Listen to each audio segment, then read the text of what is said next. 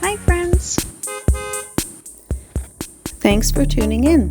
If you like this video, please give it a like, comment below, and take a moment to subscribe to our channel. Sainte-Rose is a charming district in Laval, Quebec. It sits on the northern part of Laval, bordered by the Rivière de Mille.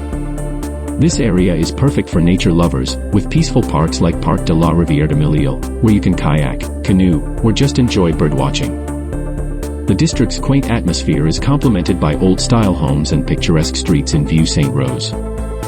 One of Sainte-Rose's landmarks is the beautiful Sainte-Rose de Lima Church, built in 1740.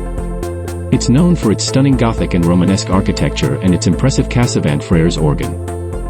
Art fans might be excited to learn that Sainte-Rose is the birthplace of Marc Aurèle Fortin, a famous Canadian painter known for capturing the beauty of Quebec landscapes.